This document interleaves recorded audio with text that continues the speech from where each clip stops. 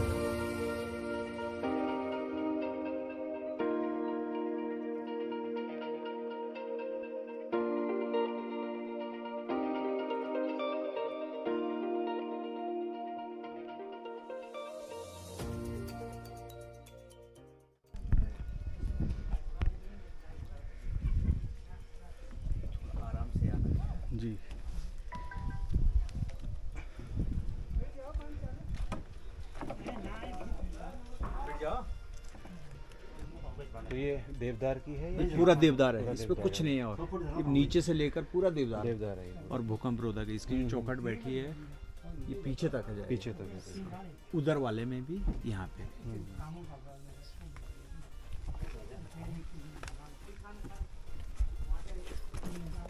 इसकी जो नक्काशी है हिमाचल से है मिस्त्री। अच्छा, हाँ, इसको 2.5 साल हो गए बनते हुए। अभी तो और भी काफ़ी समय लगेगा। 1 साल लगना होगा। आजकल छुट्टी पे गए अभी जी, हमको मिला होता है। ये पूरा जो है देवदारी है, लेकिन नक्काशी बहुत बेहतरीन हुई है। इसका भी ये है, इसमें पूरा अंदर भी लकड़ी लगी है जी। बाहर तो पत्थर है, हाँ जी। इसका पूरा पर्शन लकड़ी का होगा। ये पूरा ये अंदर शिवलिंग है इसमें। अच्छा, ये अभी बंद किया हुआ होगा। हाँ अभी बंद है, तो पास में है। ये सब हाथ से बनी है, पूरा मशीन का कोई काम नहीं है, हाथ का ही खुदान है सारा। जी, जी, पूरा हाथ से बनी है, अलग अलग फिर फिट करेंगे। ऊपर से पूरा होके आ गया, ऊपर छत भी लग गई, इस पे पत्थर भी लग गया। अब नीचे का काम रह गया इसका। और इसका एक द्वार ये इधर है, इसमें पूरी लकड़ी जो है लगी है, पूरा नीचे तक है भूकंप का। ये इस साइड भी वही है, इस जी साइड जी भी जी। एक द्वार इसका ये है। इस पे जो पत्थर लगा है ये भी हिमाचल से है, अब बिना सीमेंट का है ये जो लगा। पूरी हाथ की नक्काशी है, तभी इतना गहरी खुदान है मोटी लकड़ी।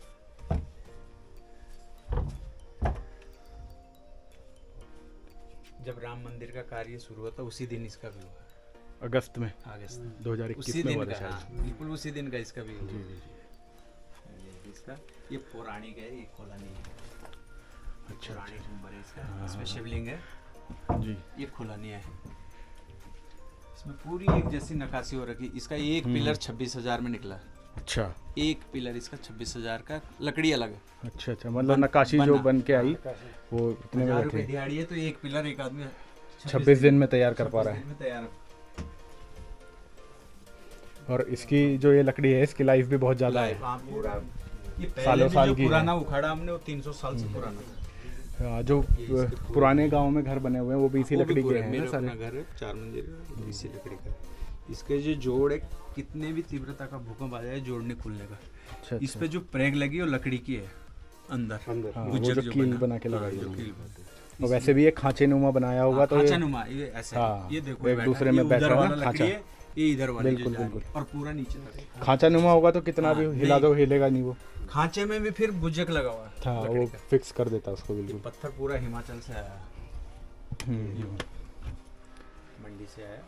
जी ये पूरा नीचे से लेकर इसकी जो जोड़ है ये इस पे बना हुआ है। ये इस पे शाम जो बना है शेषनाग, ये काट के ही बनाया लकड़ी। ये पूरी लकड़ी अच्छा। इतनी थी, हाँ हाँ मोटी हाँ, उसको इस कटिंग करके ये 3 महीने में बनी है पूरी।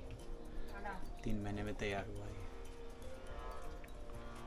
और इसकी सीलिंग भी ऐसे ही होगी जैसे ऊपर से होके आई ना इसकी, जी सेम इसकी सीलिंग भी ऐसे ही होगी जैसे ऊपर नक्काशी वाली छत भी से। सब। हाँ, नक्काशी वाली।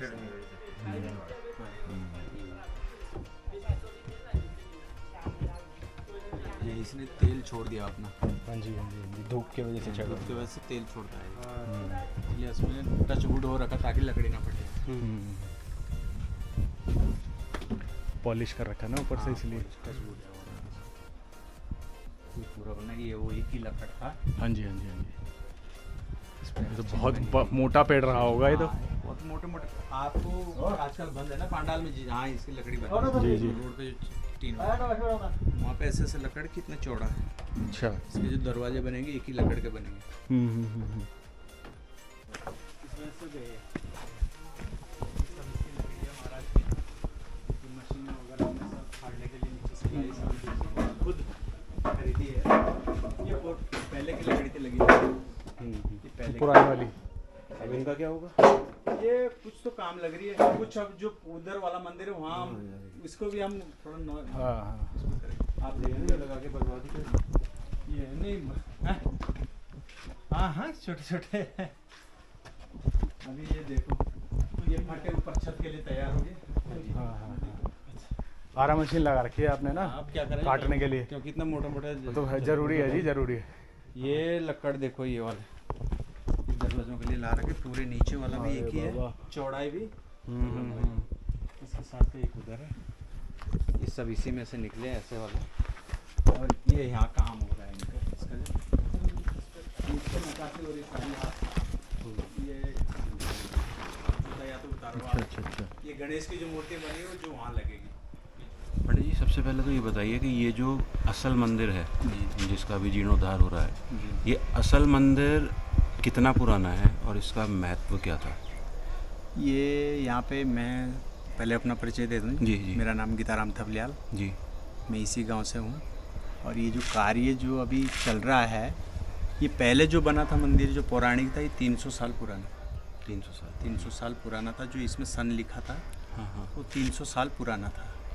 पूर्वजों ने बनाया होगा, उन्होंने भी बहुत अच्छी नक्काशी कर रखी थी। और अभी जो पीछे का जो गुंबर है पत्थर का, वो सेम हमने नहीं इसको छेड़ा है, क्योंकि इसके अंदर जो शिवलिंग है वो अभी गुप्तवास में बंद किया गया है। और महाराज जी जो बगल में इसी का मंदिर है पौराणिक, अभी उसमें विराजमान है। और हमने सोचा कि ज़्यादा पुरानी हो गई थी, लकड़ी भी पुरानी हो गई थी, नीचे तो ठीक ही था लगभग, ऊपर ये थोड़ा ऋण हो गया था हवा की वजह से। इसलिए इसका सौभाग्य जो सही तो हमारे काले काल में होना था, तो हमें भी मिला है महाराज जी का। और महाराज जी जो यहाँ हैं, इसकी जो गाथा है हमें जो पूर्वजों ने बताई, वो इसका जो इतिहास है केदारनाथ से पहले का है। इसका इतिहास केदारनाथ से पहले का है। वो ये है कि पूरा हमारा हिमाचल है, जौनसार बावर है इधर, कहीं इसका दूसरी जगह स्थान नहीं है केदार बाबा का, या तो यहाँ है या सीधा केदारनाथ। यहाँ की जो गाथा है, हमें पूर्वजों ने जो इसकी जानकारी दी है वो इसलिए है दी हमें, जो इसका इतिहास मैंने भी जितना पढ़ा है इसके बारे में जानकारी ली है, वो ये है कि जब केदार बाबा पे कुष्ठ आया था इन पे भीम पांडवों पे, तो बेले के रूप में थे, पशु के रूप में थे।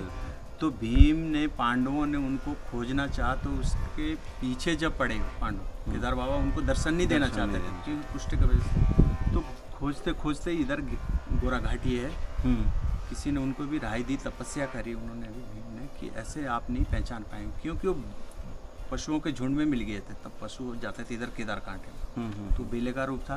तो उन्होंने बोला एक पैर इधर रखना, वहाँ घाटी है, संकरी घाटी है, तो रास्ता एक ही था और वो आपके पैरों के नीचे नहीं जाएंगे। तो उन्होंने सेम वो वैसा ही किया है। और पूरी भैंसें निकलनी शुरू हो गई, तो पहले बीच से जो है किनारे होने लगे, तब उन्होंने उनको पहचाना। फिर उनके पीछे पीछे आए, तो यहाँ घनघोर जंगल होता था उस टाइम, जहाँ अभी महाराज जी है, तो वहाँ वो छुपे केदार बाबा जी बेले के रूप में, भीम से बचने के लिए। तो उनकी लार का पौराणिक शिवलिंग, लार जहाँ उनकी जो लार गिरी थी, तब वहाँ कोई पहले ही वहाँ यहाँ परिवार रहता था, उनको सपना आया कि ऐसे ऐसे जो है यहाँ मंदिर बना, तब उन्होंने मंदिर का निर्माण करा, तब से यहाँ केदार ये मान के चलो कि ये लाइट मेरे सामने आई जी हैं। जब राजीव गांधी प्रधानमंत्री थे तो पोल लग गए थे उनके टाइम गांव में, हमने पोल देखे, मतलब हमने तो क्या देखे, पर जब थोड़े से हम बड़े हो गए थे तो हमको लगा कि ये लाइट होती है इन पे। तो कई बार तो गांव में जो है लोगों की मौतें हो गई, क्योंकि अब लाइट कब आ रही है, 5 महीने में लाइट आ रही है एक दिन, या 3 महीने में लाइट आ रही है। तो बच्चे शैतान होते थे पहले, तो कई लोग तो चिपक गए, उस दिन लाइट आ गई और बच्चा उस पर चढ़ गया, और दिन तो करंट होता नहीं था। अब 3 महीने में एक दिन करंट आया, वो पता नहीं क्यों आया। तो अभी लाइट मेरे सामने आई, पानी मेरे सामने गांव में आया जी। सड़क तो बनी हुई थी लेकिन गाड़ियां नहीं चलती थी। ये चीज़ें जो है अब धीरे धीरे जो है सुख सुविधाओं से आदमी जुड़ रहा है, उतना ही फिर आदमी वैसे भी हो रहा है। अनाज जो है, हमारे जितने अनाज थे, मोटे अनाज थे, आजकल मंडुआ नहीं मिल रहा, झंगोरा नहीं मिल रहा, कावनी नहीं मिल रही। कुट्टू का आटा हमारे घर पे बनता था जी, अब सोचो आप हैं। आज जो है मेरे खुद के बच्चे शहर में रहते हैं, देहरादून में, तो वो बच्चे जो है, मैंने मंडुए का आटा भेजा कि सर्दियों में खाते हैं जी हम मंडुए का, मक्की का आटा खाते हैं। वो बच्चा कह रहा है कि ये रोटी काली कैसे हो गई, हमने तो सफ़ेद ही देखी। तो उसको पता ही नहीं कि मतलब लाल लाल सी होती ना, कि ये रोटी काली कैसे हो गई, लाल कैसे हो गई ये रोटी। और हम लोग तो ढूंढ के तो फिर वो खा नहीं रहा रोटी। तो फिर जब मैंने उसके साथ खाई, कि मैंने कहा मीठा करके, मैंने अपना मुंह जो है ऐसे मीठा बनाया जी कि बहुत अच्छी लग रही है। फिर उसने खाई तो मतलब स्वाद तो आना था, स्वाद तो पूरा था, पर उसको कलर अजीब लगा कि ये कौन सा कलर है। तो अब आजकल देखो जी,